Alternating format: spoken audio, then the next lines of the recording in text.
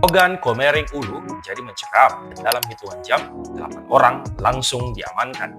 Pejabat, anggota DPR, dan pengusaha semua terseret dalam dugaan skandal suap. Lalu, apa yang sebenarnya terjadi?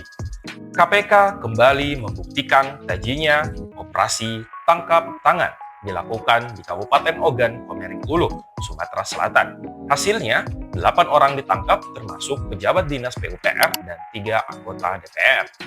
Mereka ditangkap bersama sejumlah uang tunai yang diduga kuat merupakan bagian dari praktik suap. Kasus seperti ini bukan yang pertama dan tampaknya masih akan terus berulang jika kita tidak berani bersuara. Semua berawal dari laporan masyarakat yang mencurigai adanya praktik korupsi di lingkungan pemerintahan daerah. KPK pun melakukan penyelidikan yang mendalam, mengumpulkan bukti-bukti hingga akhirnya OTT ini dilakukan. Penangkapan dilakukan di beberapa lokasi berbeda secara bersamaan.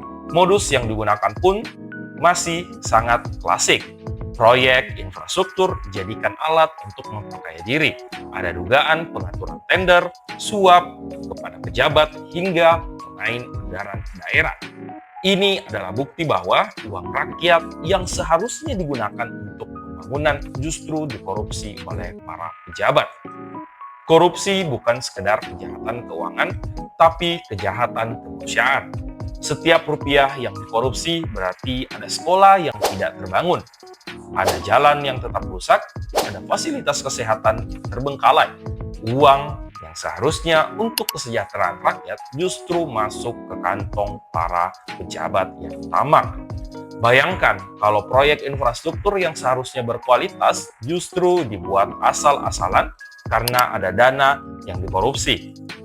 Siapa yang paling dirugikan? Rakyat kecil, kita semuanya. OTT ini adalah sinyal kuat bahwa KPK masih ada. Tapi pertanyaannya, apakah kita hanya akan menonton saja? Kita sebagai rakyat punya kekuatan besar untuk menguasai jalannya pemerintahan. Laporkan jika menemukan indikasi korupsi, jangan takut karena kalau kita diam, kejahatan ini akan terus merajalela.